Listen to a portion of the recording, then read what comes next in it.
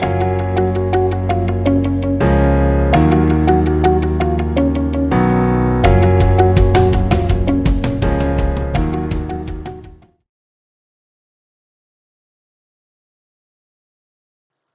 વિદ્યાર્થી મિત્રો, ગયા લેક્ચરમાં આપણે પીએન જંકશન ડાયોડની ફોરવર્ડ બાયસની લાક્ષણિકતા જોઈ હતી. આજે વાત કરવાની છે રિવર્સ બાયસની લાક્ષણિકતા. બરાબર, કે પીએન જંકશન ડાયોડ, તો જે આપણે વાત કરી હતી કે આ પીએન જંકશન ડાયોડની રિવર્સ બાયસની લાક્ષણિકતા.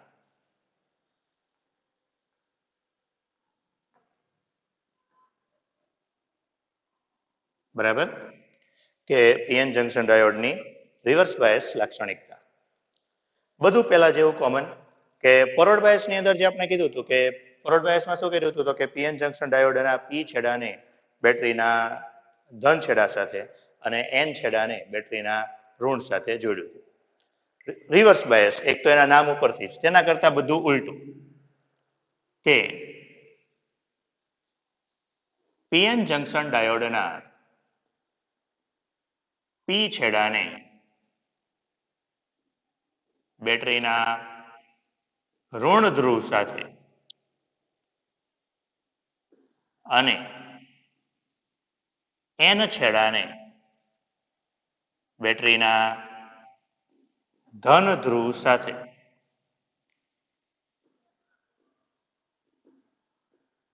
જોડવામાં આવે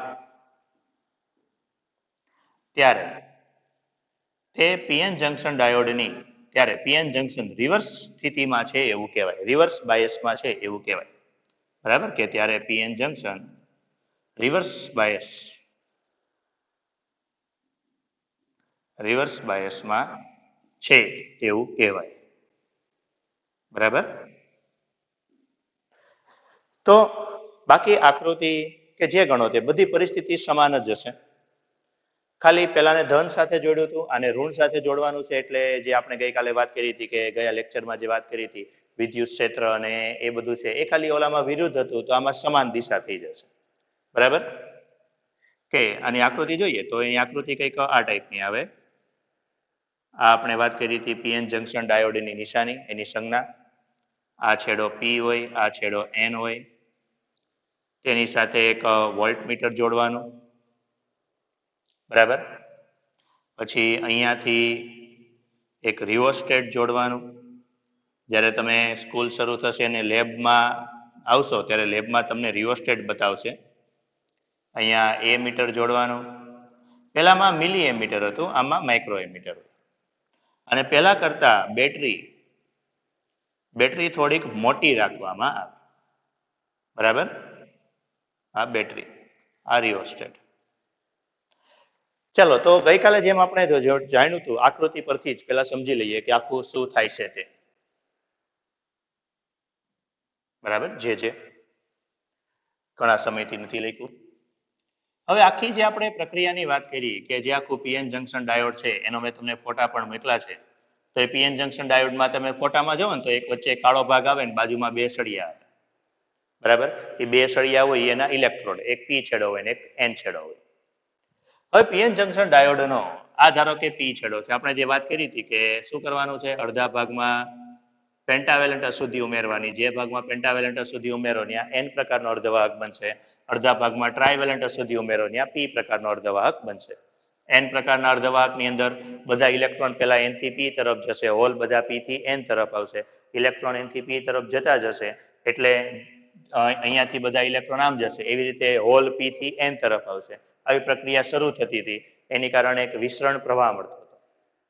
બીજો એક ડ્રિફ્ટ પ્રવાહ મળતો હતો જે વિદ્યુત ક્ષેત્ર ઉત્પન્ન થયું હતું. તો એ વિદ્યુત ક્ષેત્રમાં તમને યાદ હશે કે એન હોય તો એનમાં અહીંયા બધા જ ધન વિદ્યુત ભાર બન્યા હતા અને પી માં અહીંયા બધા ઋણ બન્યા હતા. બરાબર, આટલો જે વિસ્તાર હતો એ વિસ્તારને આપણે કીધું હતું ડેપ્લેશન સ્તર. આ હું વારે ઘડીએ યાદ કરાવું છું, આગળની થિયરીમાં યાદ કરાવ્યું હતું. બરાબર, ડેપ્લેશન સ્તર.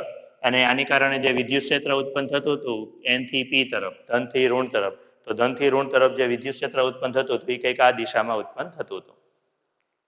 આટલું ક્લિયર હતું. હવે આપણે થિયરીમાં જોઈએ શું થતું હતું અહીંયા કે ભાઈ પી છેડો છે તો આ પી છેડાને બેટરીના ઋણ સાથે જોડેલો છે. પી છેડાને બેટરીના ઋણ સાથે જોડેલો છે એટલે આ પી છેડો છે આ આખો ઋણ વિદ્યુત ભારિત થશે. એન છેડાને બેટરીના ધન સાથે જોડ્યો છે એટલે આ છેડો ધન વિદ્યુત ભારિત થશે. બરાબર. હજુ એક ખાસ યાદ રાખજો કે જે તમને આગળ પણ મેં કીધું છે એમ કે પી અને એન છે તો પી અને એન એટલે પી એટલે ધન વિદ્યુત ભાર, એન એટલે ઋણ વિદ્યુત ભાર આવું નથી. બરાબર. એ માત્ર અર્ધવાહકનું નામ છે. બાકી પીએન જંકશન ડાયોડ વિદ્યુતની દ્રષ્ટિએ તટસ્થ જ હોય છે. ચલો, બેટરીનો જે વોલ્ટેજ હોય એ બેટરીનો વોલ્ટેજ હંમેશા ડેપ્લેશન સ્તરનો જે વોલ્ટેજ હશે કે આનું જે વિદ્યુત ક્ષેત્ર ઈ છે તો એના કરતા એનું વિદ્યુત ક્ષેત્ર વધારે જશે કારણ કે ડેપ્લેશન સ્તરનો જે વોલ્ટેજ હોય છે તો એ સિલિકોન માટે 0.7 હોય, જર્મેનિયમ માટે 0.3 હોય. પરંતુ બાહ્ય બેટરીનો વોલ્ટેજ હોય, ધારો કે નાનો પેન્સિલ સેલ લઈ લ્યો તો પેન્સિલ સેલ હોતો ને 1.5 વોલ્ટનો હોય એટલે બાહ્ય બેટરી જે હોય છે તો બાહ્ય બેટરીનો વોલ્ટેજ તો ઘણો મોટો હોય છે.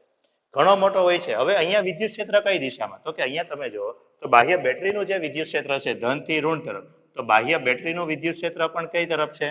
ધનથી ઋણ. ડેપ્લેશન સ્તરનું વિદ્યુત ક્ષેત્ર એન થી પી, બાહ્યનું વિદ્યુત ક્ષેત્ર હોતન એન થી પી જ છે. તો એનો અર્થ એમ થઈ ગયો બંને વિદ્યુત ક્ષેત્ર સમાન દિશામાં છે. તો ગઈકાલે જેમ આપણે વાત કરી હતી કે ફોરવર્ડ બાયસમાં શું હતું, બંને વિદ્યુત ક્ષેત્ર વિરુદ્ધ દિશામાં હતા. વિરુદ્ધ દિશામાં હતા એટલે પરિણામી વિદ્યુત ક્ષેત્ર નબળું થતું હતું. જ્યારે આમાં શું થશે કે બંને વિદ્યુત ક્ષેત્ર સમાન દિશામાં છે. તો સમાન દિશામાં છે એની કારણે શું થશે તો કે ભાઈ પરિણામી વિદ્યુત ક્ષેત્ર પ્રબળ થશે. પરિણામી વિદ્યુત ક્ષેત્ર પ્રબળ થાય એની કારણે તો કે આપણે જે આમાં આખી થિયરીમાં પીએન જંકશન ડાયોડ બનાવવાની થિયરીમાં જે વાત કરી હતી ઇલેક્ટ્રોન એન થી પી જતા હતા, ઇલેક્ટ્રોન એન થી પી જતા હતા એની કારણે જ આવું વિદ્યુત ક્ષેત્ર બનતું હતું. અને એ વિદ્યુત ક્ષેત્રની અંદર જ પ્રોબ્લેમ શું આવતી હતી કે આ પ્રકારનું જે વિદ્યુત ક્ષેત્ર હતું એ વિદ્યુત ક્ષેત્રની અંદર જ તમારે ઇલેક્ટ્રોન છે તે એન થી પી તરફ જતા અટકી ગયા હતા. બરાબર. પછી હવે વધારે એન થી પી તરફ જઈ શકતા નહોતા. એનો અને હવે તો આ બીજું વિદ્યુત ક્ષેત્ર પણ એ જ દિશામાં છે. એનો અર્થ એમ થઈ ગયો ઇલેક્ટ્રોન એન થી પી નહીં જઈ શકે કારણ કે જો ઇલેક્ટ્રોનને એન થી પી જવું હોય તો પાછો આ ઋણ વિદ્યુત ભાર નડે અથવા તો વિદ્યુત ક્ષેત્રની વિરુદ્ધ કાર્ય કરવું પડે. એ વિદ્યુત ક્ષેત્રની વિરુદ્ધ કાર્ય કરવું પડે એટલે એન થી પી નહીં જઈ શકે. એન થી પી નહીં જઈ શકે તો હવે થશે શું? આનું ઊંધું. એટલે કે હવે જે આ વિદ્યુત ક્ષેત્ર છે આ વિદ્યુત ક્ષેત્ર એ શું કરશે તો કે એ પી ના ઇલેક્ટ્રોનને એન તરફ લઈ જશે. કારણ કે ઇલેક્ટ્રોન પર બળ લાગે F બરાબર -q. બરાબર. એટલે આ જે બાહ્ય વિદ્યુત ક્ષેત્ર છે એ બાહ્ય વિદ્યુત ક્ષેત્ર અથવા તો ખાલી વિદ્યુત ક્ષેત્ર લખો ને બંને એક જ દિશામાં છે એટલે હવે વિદ્યુત ક્ષેત્ર વધશે. બરાબર. જો સમજો કે આગળ એક પ્રક્રિયા અટકી ગઈ હતી કારણ કે બે સમાન થઈ ગયા હતા પણ હવે બીજું વિદ્યુત ક્ષેત્ર તમે એ જ દિશામાં આપ્યું છે એટલે હવે શું થશે તો કે આ વિદ્યુત ક્ષેત્ર દ્વારા મુક્ત ઇલેક્ટ્રોન, તો મુક્ત ઇલેક્ટ્રોન ક્યાંથી ક્યાં જશે તો મુક્ત ઇલેક્ટ્રોન પી થી એન તરફ જશે. બરાબર. ઇલેક્ટ્રોન ક્યાંથી ક્યાં જશે? પી થી એન તરફ જશે. એટલે ઇલેક્ટ્રોન એન થી પી તરફ, પી થી એન તરફ જશે. બીજું હોલ. આવી જ રીતે પી નો કોઈક બંધિત ઇલેક્ટ્રોન, જો જ્યારે હું એવું કહું કે ઇલેક્ટ્રોન પી થી એન તરફ જાય એનો અર્થ કે ઇલેક્ટ્રોન પી થી એન તરફ જશે તો એન ના હોલમાં આ એક ઇલેક્ટ્રોન છે એ ઇલેક્ટ્રોન ત્યાંથી અહીંયા આવીને આના એક હોલમાં સંયોજાઈ જશે. આવી જ રીતે બીજો એક બંધિત ઇલેક્ટ્રોન હશે. આ બંધિત ઇલેક્ટ્રોન જ્યારે પી થી એન તરફ આવશે એટલે પી ના એક હોલની અંદર સંયોજાઈ જશે તો અહીંયા એક હોલ ખાલી થશે અથવા તો એક હોલ મળશે, જગ્યા ખાલી થશે. તો એનો અર્થ શું થશે? હોલ એન થી પી તરફ ગયો. બરાબર. કે આ વિદ્યુત ક્ષેત્રને કારણે ઇલેક્ટ્રોન પી થી એન તરફ જશે, હોલ એન થી પી તરફ જશે. તો અહીંયા તમે જો કે વિદ્યુત ક્ષેત્રને કારણે ઇલેક્ટ્રોન પી થી એન તરફ જાય છે. પી માટે તો ઇલેક્ટ્રોન માઇનોરિટી ચાર્જ કેરિયર છે, ગૌણ વિદ્યુતભાર વાહકો છે. તો એનો અર્થ એમ થઈ ગયો અહીંયા બંનેના એ ગૌણ વિદ્યુતભાર વાહકો એટલે માઇનોરિટી ચાર્જ કેરિયર દ્વારા વિદ્યુત પ્રવાહનું વહન થાય છે. બરાબર. કે માઇનોરિટી ચાર્જ કેરિયર દ્વારા વિદ્યુત પ્રવાહનું વહન થાય છે. માઇનોરિટી ચાર્જ કેરિયર દ્વારા વહન થાય છે એની કારણે અહીં જે વિદ્યુત પ્રવાહ મળે છે તે નાના ક્રમનો વિદ્યુત પ્રવાહ મળે છે. નાના ક્રમનો એટલે માઇક્રો એમ્પિયરના ક્રમનો વિદ્યુત પ્રવાહ મળે છે.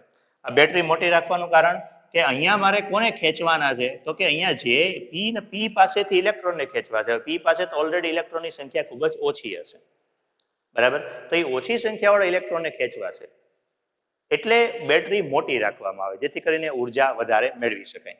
અને ઇલેક્ટ્રોન છે તો અહીંયા જે કીધું એમ પ્રવાહ ખૂબ જ નાનો હોય છે. હવે આપણે ગઈકાલે જેમ થિયરીમાં વાત કરી હતી એમ જ વાત કરીએ. પ્રવાહ બાહ્ય બેટરી છે તો બેટરીનો વોલ્ટેજ વધારતા જાઓ, બરાબર. બેટરીનો જો તમે વોલ્ટેજ વધારતા જશો તો આ ઈડેશ છે, ઈડેશ વિદ્યુત ક્ષેત્રમાં પણ વધારો થતો જશે. એ વિદ્યુત ક્ષેત્રમાં વધારો થતો જશે એટલે બહુ ઇલેક્ટ્રોન પી થી એન તરફ ગતિ કર્યા જ રાખશે, બરાબર. ઇલેક્ટ્રોન પી થી એન તરફ, હોલ એન થી પી તરફ. ફરીથી કહું છું, હોલ એન થી પી તરફનો અર્થ શું થઈ ગયો કે પી નો બંધિત ઇલેક્ટ્રોન એન તરફ જાય છે, બરાબર. એ સતત ગતિ કર્યા રાખશે, એ ગતિ કર્યા જ રાખશે એટલે શું થશે, ઇલેક્ટ્રોન અને હોલના સહસંયોજક બંધ મોટા પ્રમાણમાં તૂટશે. એ ઘણા બધા તૂટ્યા રાખે એટલે એક પોઈન્ટ એવો આવશે, એક વિદ્યુત સ્થિતિમાન એવો આવશે જ્યારે આ બહુ બધા સહસંયોજક બંધ તૂટશે. બહુ બધા સહસંયોજક બંધ તૂટે એટલે વિદ્યુત પ્રવાહમાં એક જ સાથે ઘણો મોટો વધારો થઈ જાય, બરાબર. આ જે વિદ્યુત પ્રવાહમાં વધારો થાય ત્યારે બેટરીનો જે વોલ્ટેજ હોય એને કટ ઓફ વોલ્ટેજ કહેવાય. એને કહેવાય કટ ઓફ વોલ્ટેજ, બરાબર. તો આ એક આખી થિયરી. હવે આખી થિયરી એકવાર આખી પછી આપણે લખીને પણ સમજી લઈએ, બરાબર. કે આખી થિયરીમાં થાય છે શું તો કે ભાઈ પી છેડાને ઋણ સાથે, એન છેડાને ધન સાથે જોડો. તેથી જે બાહ્ય વિદ્યુત ક્ષેત્ર મળશે તે ડેપ્લેશન સ્તરના વિદ્યુત ક્ષેત્રની દિશામાં જશે. તેથી મોટાભાગના ઇલેક્ટ્રોન છે તે બધા ઇલેક્ટ્રોન પી થી એન તરફ સતત ગતિ કર્યા રાખશે, બરાબર. એટલે બંનેના માઇનોરિટી ચાર્જ કેરિયર દ્વારા વિદ્યુત પ્રવાહનું વહન થાય છે. બંનેના માઇનોરિટી ચાર્જ કેરિયર દ્વારા વહન થાય છે તેથી શું થશે, તેથી વધારે ને વધારે ઇલેક્ટ્રોન એ પી થી એન તરફ જશે એટલે બંનેના માઇનોરિટી વિદ્યુત પ્રવાહ નાનો મળશે, કારણ કે ઓલરેડી પી પાસે ઇલેક્ટ્રોન ઓછા છે, એન પાસે હોલ ઓછા છે. એટલે જે વહન થશે તો એની ક્વોન્ટિટી હશે, એની સંખ્યા હશે, સંખ્યા ખૂબ જ ઓછી હશે. એટલે વિદ્યુત પ્રવાહ કેવો છે, માઇક્રો એમ્પિયરના ક્રમનો વિદ્યુત પ્રવાહ છે, બરાબર. અને જે ઇલેક્ટ્રોન છે તો આ ઇલેક્ટ્રોનને કારણે સતત જે વધારો તમે સતત બાહ્ય બેટરીમાં વધારો કરતા જાઓ, બાહ્ય બેટરીના વોલ્ટેજમાં વધારો કરતા જાઓ તો એ બાહ્ય બેટરીના વોલ્ટેજની અંદર કે સહસંયોજક બંધ સતત તૂટતા જશે. કોઈ એક સમય એવો આવશે જ્યારે ખૂબ જ મોટા પ્રમાણમાં સહસંયોજક બંધ તૂટી જશે, બરાબર. ખૂબ જ મોટા પ્રમાણમાં સહસંયોજક બંધ તૂટે એટલે શું થશે કે વિદ્યુત પ્રવાહમાં ખૂબ જ મોટા પ્રમાણમાં વધારો થશે, બરાબર. અને ત્યારે જે બેટરીનો વોલ્ટેજ હોય એને કટ ઓફ વોલ્ટેજ કહેવાય, બરાબર. હવે આ જરાક આખી થિયરી લખીને સમજીએ. ચલો તો હવે આખી થિયરી કીધું એમ લખીને સમજી લઈએ, બરાબર. પહેલા તો વચ્ચેનો એક ભાગ છે તમારે આખી જાણકારીમાં જ લખવાનો છે. હવે આની અંદર શું થતું હતું તો જે આપણે શરૂઆતમાં કીધું એમ કે બેટરીના પીએન જંકશનના પી છેડાને ધન સાથે, બરાબર. કે જે આપણે વાત કરીએ એમ કે પી અને એન, પી છેડાને બેટરીના ઋણ સાથે, એન છેડાને બેટરીના ધન સાથે, બરાબર. એટલે એક વિદ્યુત ક્ષેત્ર એન થી પી તરફ મળશે, બરાબર. આગળ આકૃતિ દોરી હતી એવી ને એવી જ રાખીએ તો એન અને પી, બરાબર. એટલે એક વિદ્યુત ક્ષેત્ર તમને ઈ ડેશ મળશે બહારનું, ડેપ્લેશન સ્તરમાં એક વિદ્યુત ક્ષેત્ર હતું જ, ઈ બંને સમાન વિદ્યુત ક્ષેત્ર થશે. તો આગળ આપણે લખી તો નાખ્યું જ છે. તો હવે કે પીએન જંકશન ડાયોડના પી છેડો તો પી છેડો શું બનશે, ધન વિદ્યુત ભારિત બનશે અને એન છેડો ઋણ વિદ્યુત ભારિત બનશે, બરાબર. તેથી આ બેટરી દ્વારા એક બાહ્ય વિદ્યુત ક્ષેત્ર ડેપ્લેશન સ્તરના વિદ્યુત ક્ષેત્રની દિશામાં ગોઠવાશે, બરાબર. કે પીએન જંકશન ડાયોડનો પી છેડો ધન વિદ્યુત ભારિત અને એન છેડો ઋણ વિદ્યુત ભારિત બનશે. માટે શું થશે તો કે એની કારણે શું થશે કે પીએન જંકશન ડાયોડની અંદર કે જે આ વિદ્યુત ભાર છે, વિદ્યુત ક્ષેત્ર છે તે ડેપ્લેશન સ્તરની દિશામાં જ ગોઠવાશે, બરાબર, અથવા દિશામાં જ હોય છે. હવે એની દિશામાં હોય તેથી શું થશે, તેથી પરિણામી વિદ્યુત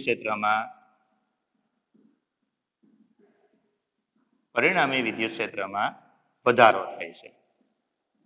બરાબર, પરિણામી વિદ્યુત ક્ષેત્ર વધશે કારણ કે બંને વિદ્યુત ક્ષેત્ર એક જ દિશામાં થયા, બંને વિદ્યુત ક્ષેત્ર એક જ દિશામાં થાય છે એટલે શું કરવું પડે, બંનેનો સરવાળો કરવો પડે, એટલે પરિણામી વિદ્યુત ક્ષેત્રમાં વધારો થશે. પરિણામી વિદ્યુત ક્ષેત્રમાં વધારો થાય છે તથા આ ડેપ્લેશન સ્તરની અને એમાં વધારો થાય છે, તેથી ડેપ્લેશન સ્તરની પહોળાઈ અને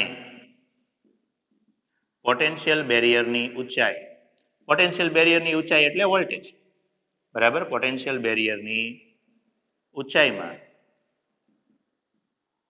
વધારો થાય છે. બરાબર, પહેલા જે ડેપ્લેશન સ્તર હતું એની કરતા હવે ડેપ્લેશન સ્તર વધારે પહોળું થઈ જાય છે.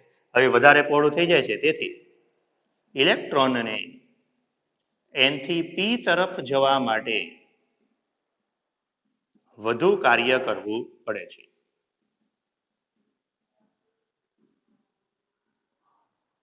તેથી ઇલેક્ટ્રોનનું N થી P તરફ વહન થતું નથી. બરાબર, એટલે શું થાય છે, ઇલેક્ટ્રોનને N થી P તરફ જવા માટે વધુ કાર્ય કરવું પડે, એની કારણે શું થાય, ઇલેક્ટ્રોન N થી P તરફ જઈ શકતો નથી. બરાબર, પરંતુ આ વિદ્યુત ક્ષેત્રની પ્રબળતાની કારણે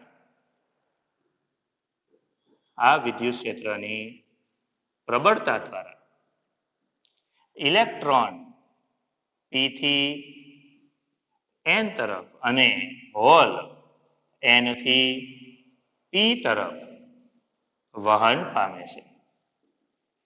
બરાબર, કે આ વિદ્યુત ક્ષેત્રની પ્રબળતાને કારણે શું થશે કે ઇલેક્ટ્રોન N થી P તરફ તો નથી જઈ શકતો, પરંતુ એની ઊંધી પ્રક્રિયા તો થશે. હમણાં મેં જેમ તમને કીધું એ રીતે કે એ નહીં થાય તો એની ઊંધી પ્રક્રિયા તો થશે જ.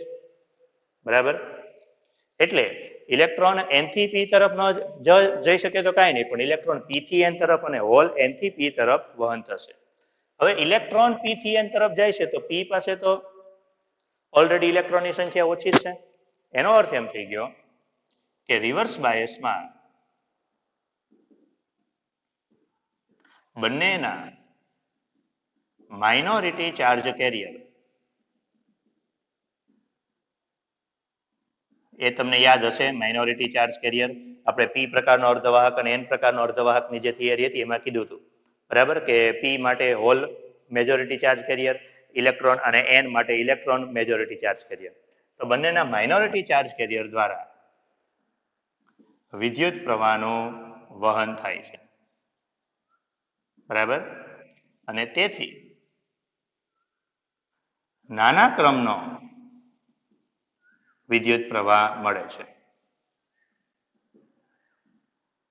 નાના ક્રમનો વિદ્યુત પ્રવાહ મળે છે. બરાબર, એટલે શું થશે, વિદ્યુત પ્રવાહ નાના ક્રમનો મળે છે. એટલે નાના ક્રમનો એટલે કેટલો, તો કે માઇક્રો એમ્પિયરના ક્રમનો વિદ્યુત પ્રવાહ મળે છે. જે વિદ્યુત પ્રવાહ છે, હવે જો આપણે બાહ્ય બેટરીનો વોલ્ટેજ કે આ બાહ્ય બેટરીના વોલ્ટેજમાં વધારો કરવામાં આવે તો કોઈ એક વોલ્ટેજ પછી અથવા તો જે વોલ્ટેજ પછી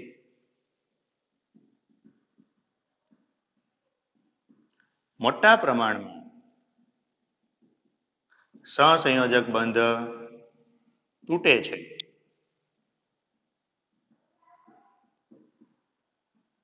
અને વિદ્યુત સ્થિતિમાનના ફેરફારની સાપેક્ષે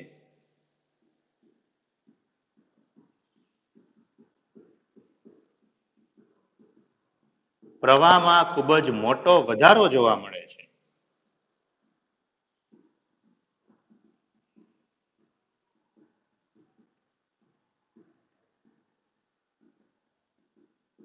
તે પ્રવાહને તે વોલ્ટેજને કટ ઓફ વોલ્ટેજ કહેવાય.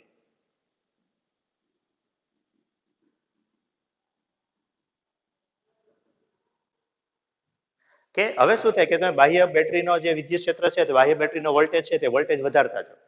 એ વોલ્ટેજ વધારતા જાવ ને એટલે શું થાય કે એની અંદર સતત વિદ્યુત બાહ્ય બેટરીનો વોલ્ટેજ સતત વધારતા જાવ, કે ભાઈ પેલા 2 વોલ્ટ કરો, પછી 3 વોલ્ટ કરો, પછી 4 વોલ્ટ, પછી 5 વોલ્ટ, પછી 6 વોલ્ટ, એટલે સતત વોલ્ટેજ વધારતા જાવ. વોલ્ટેજ તમે સતત વધારતા જશો ને એટલે શું થશે કે ઇલેક્ટ્રોન છે તો બધા જ ઇલેક્ટ્રોન પી થી એન તરફ, એ બધા ઇલેક્ટ્રોન પી થી એન તરફ ગતિ કર્યા જ રાખશે.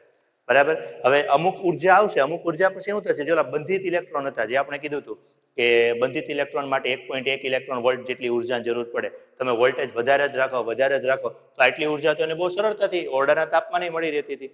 માટે આટલી ઉર્જા એને બેટરી દ્વારા પણ બહુ સરળતાથી મળશે.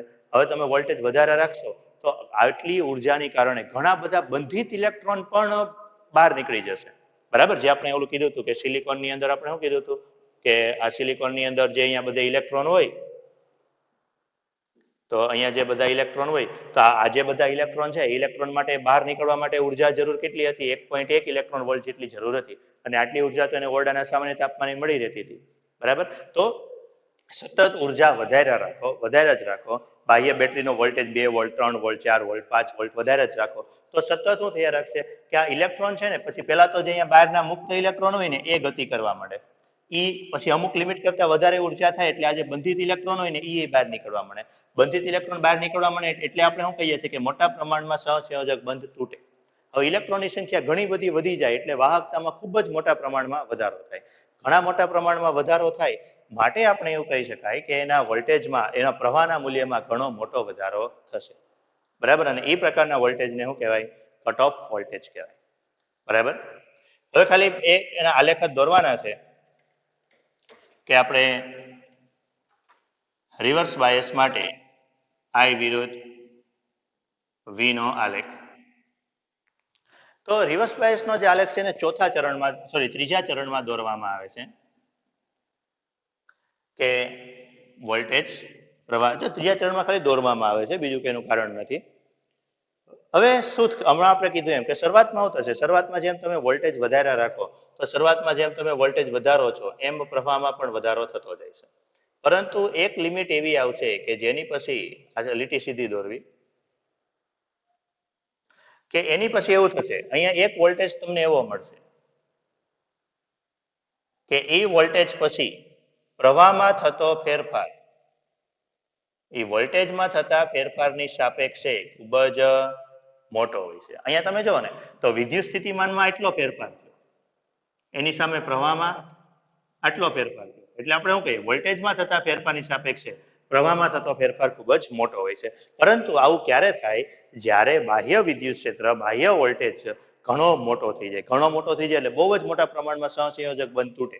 ત્યારે બહુ જ મોટા પ્રમાણમાં સહસંયોજક બંધ તૂટે ત્યારે આવી કંઈક પ્રક્રિયા થાય. બરાબર. તો ત્યારે આ જે વોલ્ટેજ છે એ વોલ્ટેજને કટ ઓફ વોલ્ટેજ અથવા બ્રેકડાઉન વોલ્ટેજ અથવા બીજું શું કહેવાય, બ્રેકડાઉન વોલ્ટેજ કહેવાય. બરાબર. કટ ઓફ વોલ્ટેજ અથવા બ્રેકડાઉન વોલ્ટેજ કહેવાય. બરાબર. આ પ્રકારનો જે વોલ્ટેજ હોય એને.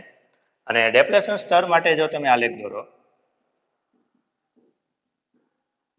તો ડેપ્લેશન સ્તર માટે એના વોલ્ટેજ વિરુદ્ધ પહોળાઈનો આલેખ દોરો. બરાબર. એની વોલ્ટેજ અને પહોળાઈ, પોટેન્શિયલ બેરિયર જે આપણે કીધું હતું વોલ્ટેજ. તો આની અંદર શું થાય છે, ફોરવર્ડ બાયસમાં કીધું હતું ઘટાડો થાય છે અને આની અંદર બંને એક જ દિશામાં છે એટલે વધારો થાય છે. એટલે વોલ્ટેજ અને આમાં વધારો થાય છે. એટલે રિવર્સ બાયસમાં જોડ્યા પહેલા, બરાબર, રિવર્સ બાયસમાં જોડ્યા પહેલા એનું વોલ્ટેજ હોય કંઈક આ ટાઈપનું હોય. એટલે કે જેમ આમ નજીક આવતા જશે એમ વોલ્ટેજ ઘટતું જશે, પછી પાછું વધતું જશે, એટલે ફરીથી વધે ને એને ઋણ ગણવામાં આવે. એટલે જે આપણે ઓલું કીધું હતું ને ડેપ્લેશન સ્તર, કે અહીંયા જે ડેપ્લેશન સ્તર કીધું હતું તો આ ડેપ્લેશન સ્તરની જાડાઈ થાય.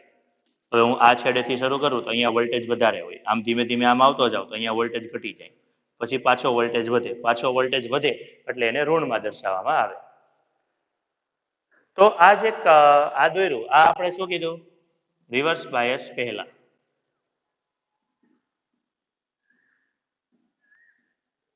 બરાબર. અને રિવર્સ બાયસમાં જોડ્યા બાદ શું થાય છે તો કે એની પહોળાઈમાં અને વોલ્ટેજમાં વધારો થાય છે. બરાબર. એટલે એનો આલેખ કંઈક આપણે આ રીતે દોરીએ.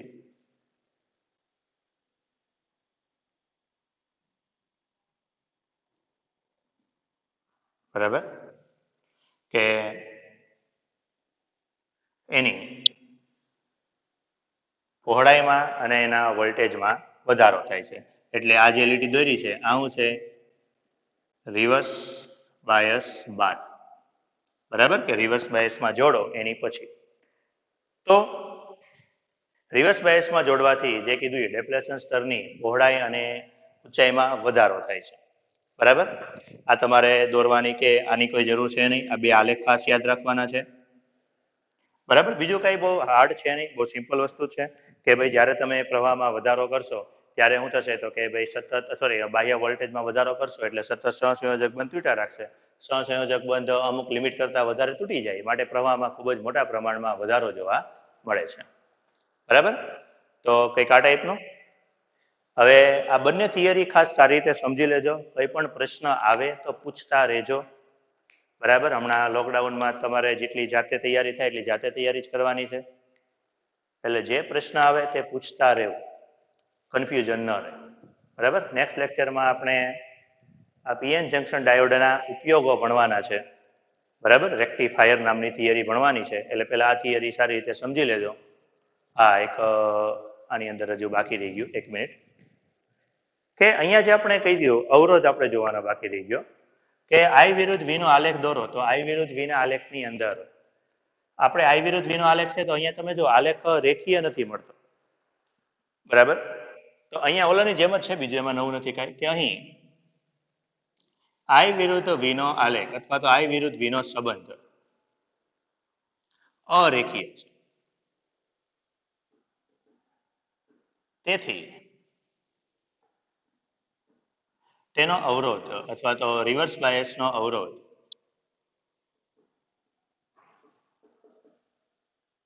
તો એ રિવર્સ બાયસનો અવરોધ R બરાબર delta V upon delta I.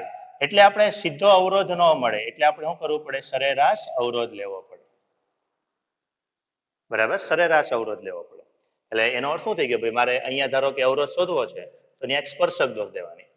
જે અવરોધ શોધવો હોય ત્યાં સ્પર્શક દોરવાની, જે આપણે અત્યાર સુધી કામ કરતા તેવું જ કે ભાઈ કોઈ પણ જગ્યાએ અવરોધ શોધવાનો છે તો આલેખની અંદર આ જે આલેખ છે આપણો, તો આલેખની અંદર મારે ધારો કે અહીંયા અવરોધ શોધવો છે ત્યાં સ્પર્શક દોર દેવાનો.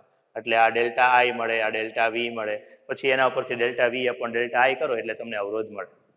બરાબર, હવે અહીંયા તમે જો તો ડેલ્ટા I ની અંદર પ્રવાહ છે એ કેટલો માઇક્રો એમ્પિયરના ક્રમનો છે. એ ડેલ્ટા I તો છેદમાં આવે અને ઉપર લઈ જાઓ એટલે આ માઇક્રો એટલે 10⁻⁶, ઉપર જાય એટલે +6. બરાબર, તો એનો અર્થ એમ થઈ ગયો કે અહીં અવરોધ 1 મેગા ઓહમના ક્રમનો હોય છે. બરાબર, અવરોધ કેટલો હોય છે? મેગા ઓહમના ક્રમનો હોય છે, કારણ કે છેદમાં -6 આવે, ઉપર જાય એટલે +6. બરાબર, એટલે જે અવરોધ હોય છે તે મેગા ઓહમના 10⁶ ઓહમના ક્રમનો હોય છે. માટે અવરોધ ખૂબ જ મોટો મળે છે અને પ્રવાહ ખૂબ જ નાનો મળે છે. બરાબર, હવે આવતીકાલે નેક્સ્ટ લેક્ચરમાં જોશું.